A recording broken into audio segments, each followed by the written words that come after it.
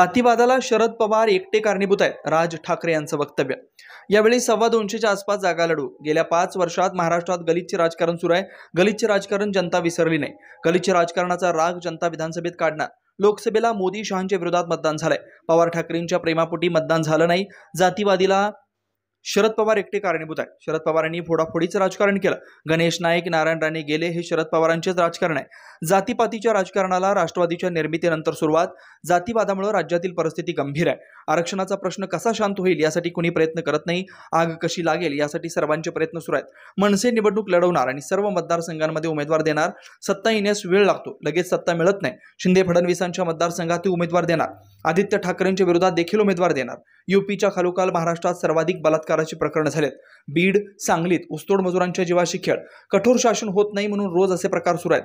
बलात्काराची प्रकरणं महाविकास आघाडीच्या काळात ही समोर आली। जे फोडत गेले, मग गणेश नाही फोडले, मग नारायण राणे गेले, या सगळ्या गोष्टी, हे सगळं राजकारण शरद पवारांनी सुरू केलं महाराष्ट्रामध्ये। आणि त्याच्यानंतर जातीचं विष देखील त्यांनीच घालवलं। म्हणजे 99 साली ज्यावेळेला राष्ट्रवादी काँग्रेसचा ज्यावेळेला जन्म झाला, त्या जन्मानंतर जर समजा तुम्ही महाराष्ट्र बघा आणि त्याच्या अगोदरचा महाराष्ट्र बघा, तुम्ही कधी महापुरुषांची विभागणी कधी जातीमध्ये झाली नव्हती। कधी आमच्या संतांची विभागणी कधी आडनावांनी कधी ओळखली जात नव्हती। जातीमध्ये बघितलं जात नव्हतं। संत आपल्याकडे संत म्हणून बघितलं जायचं। या सगळ्या गोष्टी ज्या सुरू झाल्या ह्या राष्ट्रवादी काँग्रेसच्या जन्मानंतर सुरू झाल्या। आणि असा महाराष्ट्र हा याच्या अगोदर कधीच नव्हता। त्याच्यामुळे हे जे जातीचं जे विष पसरवलं गेलं, हे मला असं वाटतं 99 सालापासून महाराष्ट्रामध्ये सुरुवात झाली या गोष्टींची। असं होतं, आता प्रत्येकाला राजकारण करायचं म्हटल्यानंतर हे चालतंय तर नाणं ते चालवून घ्या। पण मला असं वाटतं, मी दरवेळेला सांगत आलो की हे सर्वांनी मिळून बंद केलं पाहिजे। कारण हा विषय फक्त काही राजकारण विधानसभा लोकसभेपुरता नाही, हा घराघरात शिरलेला विषय आहे। मध्यंतरी आपल्याच मार्फत मी कुठची एक क्लिप बघितली, त्याच्यामध्ये लहान लहान मुली सांगत होत्या की आम्ही काय ओबीसी समाजातले आहोत आणि मराठा समाजातल्या मुली आहेत, आमच्या मैत्रिणी आमच्याशी बोलत नाहीत किंवा आम्ही त्यांच्याशी बोलत नाही, आम्ही घरी जाणं सोडून दिलं। हे असलं घाणेरडं वातावरण कधी महाराष्ट्रात नव्हतं। हे सगळं सुरू झालं तेव्हापासून।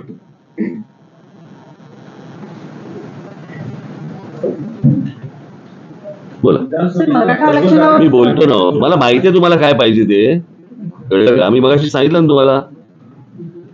हा, तुम्हाला अपेक्षित जे काय आहे ना ते मी बोलीन त्याच्यावरती। हा, मी स्वतःहून तुम्हाला सांगेन ते मराठा आरक्षणाचा विचार म्हणून। मला हे जे आहे ना, हे कळलं का? ह्यामुळे सत्यानाश झालाय सगळा। ज्या मराठवाड्यामध्ये मी गेलो तिथे आग लावणारे पत्रकार होते आणि त्या पत्रकारांनी काय काय गोष्टी घेतल्या होत्या हेही मी जाहीर केल्या होत्या त्याच्यात। त्याच्यामुळे हे शांत व्हावं याच्यासाठी एवढे प्रयत्न नाही करत आहेत। अजून आग कशी लागेल याच्यासाठी जास्ती प्रयत्न सुरू आहेत। एकच मिनिट थांब, जर त्यांना काही प्रश्न विचार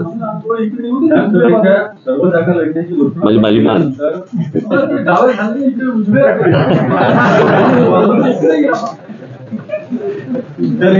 तर काही पक्षांचे लोक आपल्याकडून लढण्यास उत्सुक आहेत का, आपल्याकडे अप्रोच झाले का? दुसरं, उद्धव ठाकरे, आदित्य ठाकरे यांच्या विरोधातही आपण उमेदवार देणार।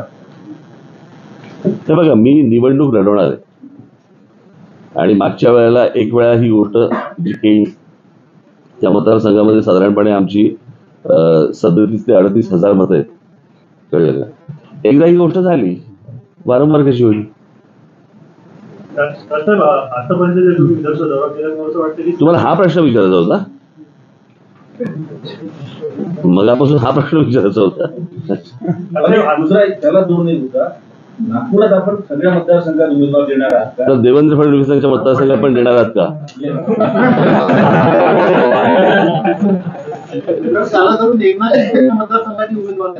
सगळ्या मतदारसंघांमध्ये उमेदवार देणार।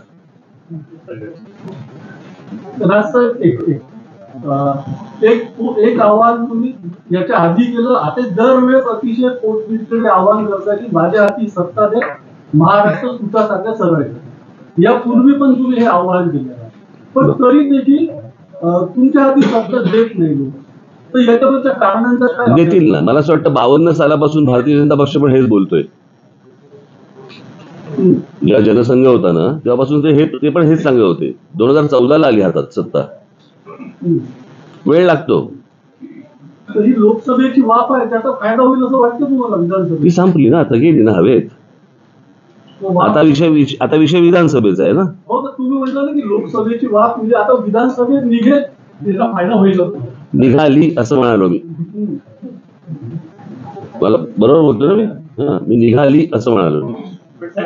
महायुती असं वाटतं की लाडकी बहीण योजनेचा त्यांना खूप फायदा होणार आहे. आपलं आकलन काय आहे? लोक खूप हुशार आहेत. असे जर पैसे मिळत असतील तर नक्की घेतील. पण याचा अर्थ ते मतदान करतील असं होत नाही. मला अजूनही आठवतंय की त्या कोणीतरी मला सांगितलं, मी प्रत्यक्ष काय ते चित्र पाहिलेलं नाहीये, पण कोल्हापूरमध्ये दरवाजावरती पिशवी लावली जाते आणि जेवढे मतदार असतात तेवढे पैसे ठेवले जातात. तर तिकडे 3-4 पिशव्या लागलेल्या असतात उमेदवारांच्या. आता कसं कळणार कोणी कोणाला मतदान केलं? त्याच्यामुळे महाराष्ट्रात बालिकांवर अत्याचारचे प्रकार वाढलेले मला हा विषय बोलायचाच होता. मला समजलं नाही. आता ती बदलापूरची जी घटना आहे, आमच्या पक्षातल्या महिला सेनेने ती घटना बाहेर उघड केली आणि बाहेर आली. पण ती एक घटना आपल्याकडे झाल्यानंतर त्याच्यानंतर फटाक्याची माळ कशी काय लागते हे मला अजूनपर्यंत कळलेलं नाही. आणि खरं बघायला गेलं तर तुमच्यासाठीची ही रोजची बातमी असायला पाहिजे. म्हणून मी आता एक काही आकडेवारी आणली, वाचून दाखवू.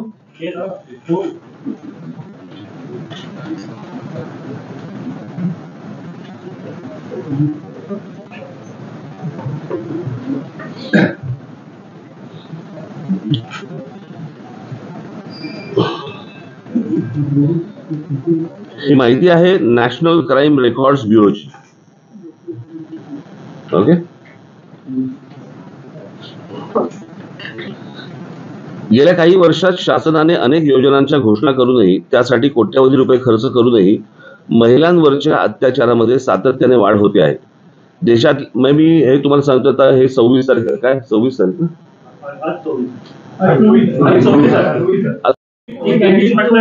फ्री वाटपचं राजकारण तुम्ही करत नाही. मागच्या वेळी तुम्ही नागपूरला तुम्ही म्हटलं की फ्री वीज फ्री हे ते तुम्हाला पटत नाही, कमी दरात द्या पण फ्री नको द्या तुम्ही म्हटलं. माझा प्रश्न असा की आता लाडकी बहिणी असे बरेच स्कीम चालले, जर तुमच्या हातात सत्ता आली तर तुमचं काय?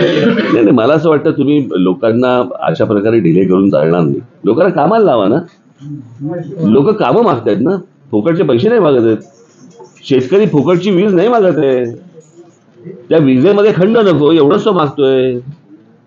तुम्ही पहिल्यांदा ह्या लोकांच्या मागण्या तर समजून घ्या. तुम्हाला मतं हवीत म्हणून तुम्ही वाटेल ते फ्री. बरं, फ्री म्हणजे कोणाचं आहे? ते लोकांचं आहे. आता जे पैसे दिले जात आहे तो लोकांचा टॅक्स आहे ना.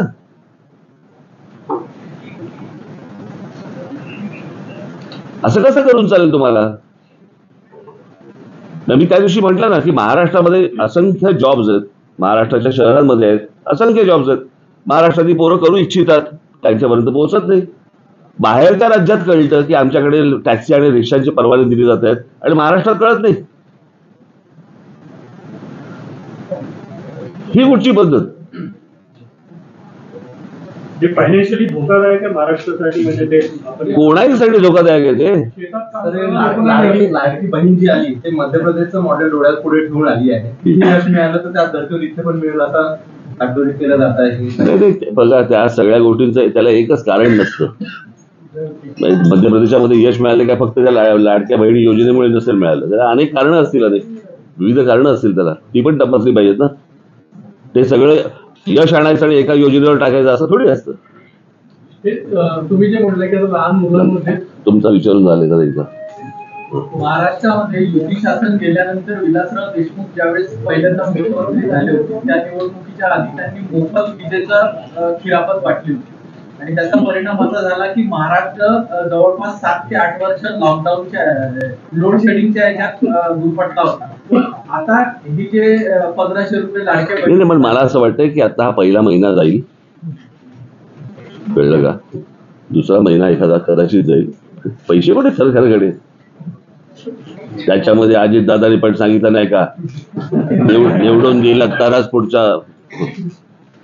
तसं होणार नाही. ते किती तुम्ही पैसे सरकारकडे पैसे पाहिजेत ना. पण ते तर म्हणाले सही करून दिला मग चेकवर. कशावरती? पहिल्या हप्त्याची असती. तर असं तुम्ही म्हणजे महायुतीची जी सभा झाली होती मोदींची आणि तुमचं भाषण झालं होतं, तर तुम्ही हे 5 मागण्या केल्या होत्या तुमच्याकडे प्रमुख म्हणजे त्या अभिजात दर्जापासून तर त्याच्या पाठपुराव्यासाठी काय म्हणजे अजून मी भेटणार आहे आता. मी आता भेटणार जाऊन. दिल्लीत मनसे विधानसभेच्या निवडणुकीमध्ये स्वतंत्र लढणार की मित्र पक्ष म्हणून कुणाला सोबत घेण्याचा स्वतंत्र पवार नाही हो.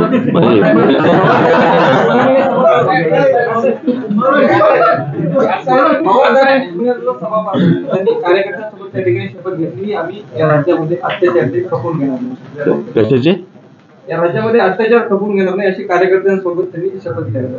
शरद पवार अत्याचार कसले अत्याचार? महिलांवर तुमच्या हातात ज्यावेळेला सरकार येतं त्यावेळेला ह्या गोष्टी करा ना. आज ते शब्दा कसल्या घेत आहे?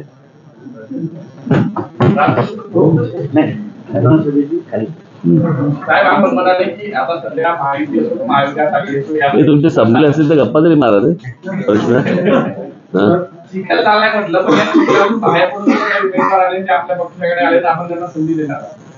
इच्छा आहे.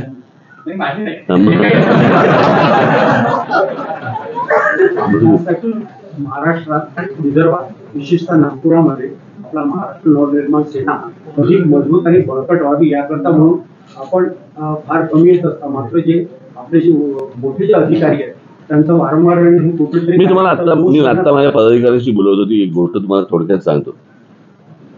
साधारणपणे 1925 साली RSS ची स्थापना झाली, बरोबर?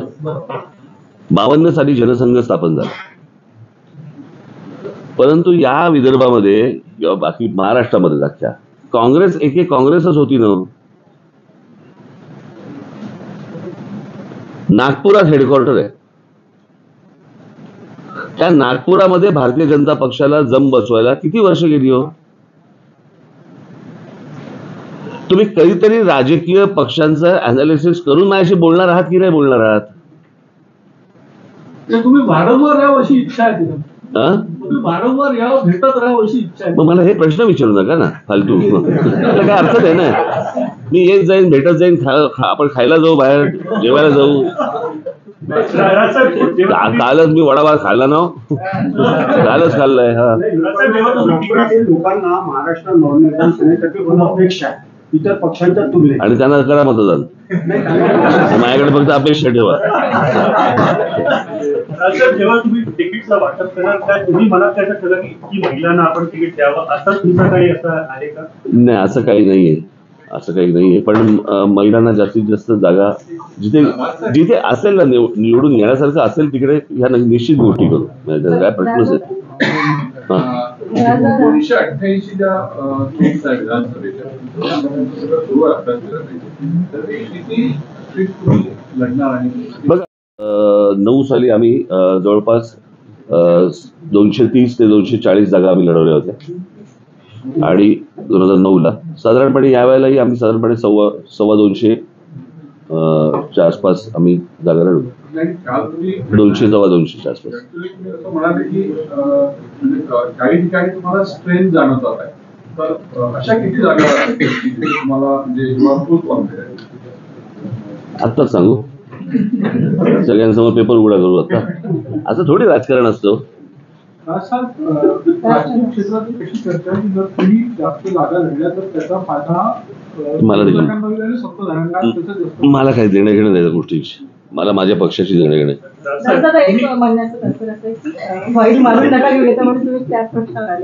तुमच्यासाठी क्राऊड खूप असतो आणि क्राऊड तुम्हाला खूप चाहतो पण, म्हणजे राजदादांची प्रेस असेल किंवा तुमची सभा असेल, पण आपल्या सीट्स निवडून न येण्याच्या मागचा मी पुन्हा तेच सांगितलं ना, राजकीय पक्षांचा एकदा अभ्यास करा आणि अभ्यास केल्यानंतर आपण माझ्याशी बोला.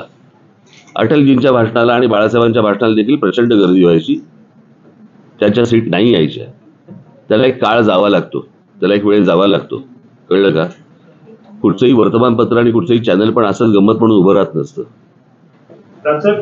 तुम्ही युट्यूबवाले आहेत का? युट्यूब उभं राहायला किती काळ गेला जरा एकदा तपासून घ्या. तुमचा जो राजकारण अग्रेसिव्ह स्टाईल आहे, तुम्ही जे तुमच्या मनात आहे तुम्ही बोलता, पण तुमचे जे सहकारी आहे आणि न्यू जनरेशन आहे तुम्हाला कधी सांगतात का की थोडा डिप्लोमॅटिक असा आवाज? हो, मला सांगतात. हो, जास्ती खरं बोलू नका. आम्हीच सांगतात की म्हणजे नाही, आम्हीच नाही, बाकीचे सगळे सांगतात. पण तुम्ही चेंज होणार का? नाही, आता म्हणजे काय असं, सुधारायचं एक वय निघून जातं आणि बिघडायचं एक वय निघून जातं.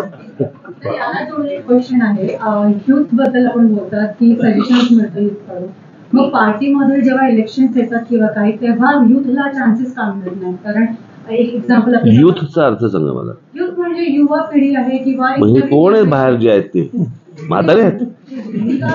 अदरवाईज पण आपण बघतो काँग्रेसमध्ये सुद्धा आपण बघितलंय की युवांचा पक्ष म्हणून काँग्रेस संबोधलं जातं, पण असं काही दिसत नाही.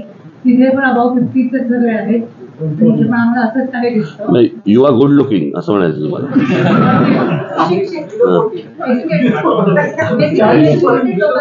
चान्सेस मिळायला पाहिजे, सो दॅट जेवढे केसेस किंवा काही जे काय होतं, बलात्कार, रेप आणि खूप काही गोष्टी आहेत, त्यांच्यामध्ये काहीतरी चेंजेस येणार, लॉ मध्ये काहीतरी चेंजेस. माझी तर इच्छा आहे माझी, आता नागपूर सारख्या शहरामधून अनेक तरुण माझ्याबरोबर यावेत, माझ्याबरोबर त्यांनी सहकारी म्हणून माझ्याबरोबर कधी काम करावं अशी माझी इच्छा आहे.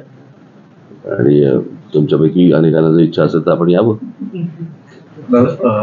जे कॅन्डिडेट्स आपण देणार आहे त्याच्यात आपण खास एक फॅक्टर ठेवणार आहे, काय क्रायटेरिया आपण ठेवणार आहे? मी तुम्हाला एक गोष्ट सांगतो. आमच्या सगळ्या जिल्ह्यांमध्ये आम्ही आमचे पक्षाचे टीम्स पाठवलेले आहेत आणि ते ह्या गोष्टींचं अनालिसिस करून माझ्यासमोर आणतात. कळलं का? महाराष्ट्रावरती सर्वे केली पाठवली, काय असेसमेंट आहे आता पक्षाजवळ? उघडपणे सांगू